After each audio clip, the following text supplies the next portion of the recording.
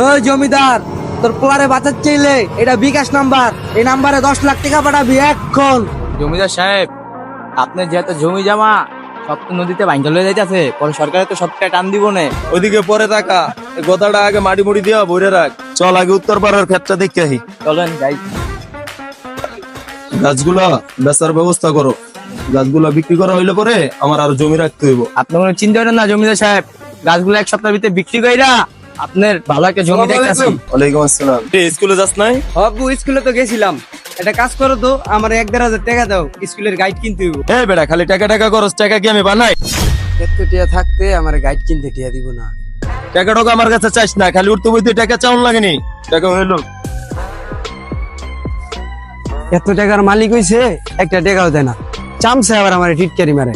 হায় রে মামা, আজকে তো আমার ব্রাজিলে কলম্বিয়ার দেশে 2টা বইরা 2টা। আমাকে লাগে আয়ো 26 তারিখ, তোমাকে লাগে খেলা হইব অনেক। আচ্ছা বাদ দে, জমিদার কাকার পোলাই কো। ওই যে আয়া পড়ছে। সারে যে গাড়িটার কথা কইছে, এই গাড়িটা তো আমি কিনছি, তুই কি কিনছস? ভালো করছস। কিরে বন্ধু, তুইও কিনছস? আরে বেটা, কালকে স্কুল নাই তো, আমি কিনা লাইছি। আজকে স্কুলে তো আয়া আব্বুর কাছে গাইড কেনার টাকাটা চাইলাম, ইয়া তো দিলই না, উল্টা ঝাড়ি ঝুড়ি দিয়া বেটা আমারে আর কইস না। তোর বাপে হলো এলাকার জমিদার মানুষ। টাকা সম্পত্তি কি তোর বাপের কম আছে? তোর বাপে শুধু শুধু কিপটাউনি করে বেটা। ঠিকই কইছস রে বন্ধু, সব সময় গিফটটা মানি করে। এই জ্বালা আর সহ্য হয় না রে ভাই। এই বেটা হন, কালকে একটা ইফতারি পার্টি আছে, সবাই 1000 করে টিয়া লবি, ঠিক আছে? তুই তোর আব্বাতে কই 1000 টাকা লই আইস ম্যানেজ করে। 1000 না দিয়া দিব, চাইলে দিয়া দিব। হ্যাঁ দিব অনেক, ওটা তো আমরা ভালো করে জানি। আচ্ছা আচ্ছা যাই। রে তোরা না এবার খেতে যাইতে কইলাম, আলু দেখতে পেলা কেমন হইছে রে? আলু তো অনেক ভালোই হয়েছে, এবার একটু ব্যবসাটাও একটু মোটামুটি ভালোই বোধ দেখা যায়। আব্বু কিরে, তুই আবার এনে হইছিস কি রে টঙ্গের কাছে?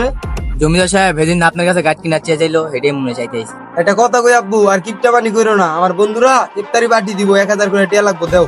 এই বেটা, আজলামানি পাইছস? খালি উঠতে বইতে গেলে টাকা চাস।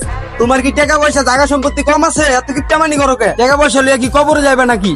কেউ লোকে কোন জায়গায় যাইতে পারি না, টাকা পয়সা লেগে একটা ভালো জামা কাপড় কিনা দাও না, একটা গাইড কিনবো, সেই টাকাটা তুমি দিবে না। ওইটা বাদ, বন্ধু বান্ধবের লগে ইফতারি পার্টি করবো, তুমি 1000 টাকা দাও, সেইটাও দিতে চাইতেছো না। আসলে তোমার মন মানসিকতা অনেক ছোট।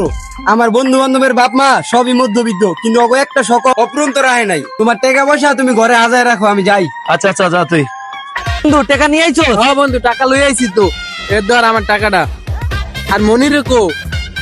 এই যে মনির আইছে। মনির, তোমার খবর কি? মাথাটাই পুরো নষ্ট করে দিছে বন্ধু। আমার আব্বার এত টিয়া, একজন জমিদার মানুষ, আর আমার 1000 টাকা দেয় না ইফতারি পার্টির লিগা। 1900 কোটি সালি তো এই ডায়লগ শুনাইতেছিস তোর বাপের। হন মনির, একটু বুদ্ধি দি। কোস কি বন্ধু, তোর বুদ্ধিটা অনেক ভালো লাগছে, অভিনব কায়দায় খাটাইতে হইব। চল, এই বুদ্ধিটা আমরা আগে থেকেই করে রাখছি, চল। হ্যাঁ চল, আয় আয়। ওই দাঁড়া, তোর আব্বুর কাছে ফোন দি। আচ্ছা, ক্ষেতের আলুগুলো বিক্রি করার ব্যবস্থা করো। এতে তো আলু অনেক বেশি হয়ে আছে, বিক্রি করতেছি, কয়দিন সময় দেন। হ্যালো, ওই জমিদার, তোর পোলায় তো হবে আমাকে দাঁড়ে, তোর পোলারে কিডন্যাপ করছি। কি ভাই? তোমরা ওরে কিছু করো না ভাই, আমি পুলিশের জানাইতাম না। যত টাকা লাগে ভাই আমি দিয়ে দিমু। তোর পোলারে বাঁচার চাইলে এটা বিকাশ নাম্বার, এই নাম্বারে 10 লাখ টাকা পাঠাবি এখন। এই ল, তোর পোলার লোক কথা ক। হ্যালো আব্বা। হ্যালো বাবা, তোর তো কিছু কয় নাই? আব্বা, তুমি যা কইছে তা হলো, নাইলে কিন্তু আমার মাইরালে বাবা।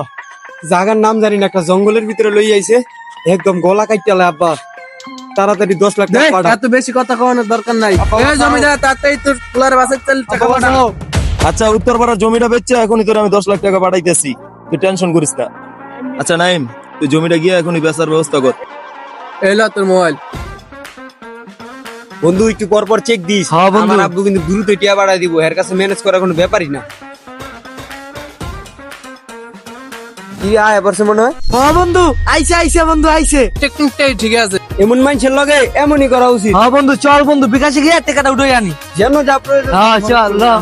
বাবার টাকা থাকলেই হবে না, মনও থাকতে হবে। আমাদের সমাজে এরকম অনেক ঘটনা ঘটে, তাদের টাকা আছে ঠিকই, কিন্তু সন্তানের দিকে খেয়াল রাখে না, তাদের প্রয়োজনীয় কিছু খরচা লাগে সেটাও তারা দেয় না, তাই তারা বাধ্য হয়ে এরকম কাজ করতে থাকে। আসলে সব বাবাদেরই উচিত তাদের সন্তানের দিকে খেয়াল রাখা। তো গাইস, সবাই ভালো থাকবেন, ভিডিওটি ভালো লাগলে শেয়ার করে দিবেন, ধন্যবাদ।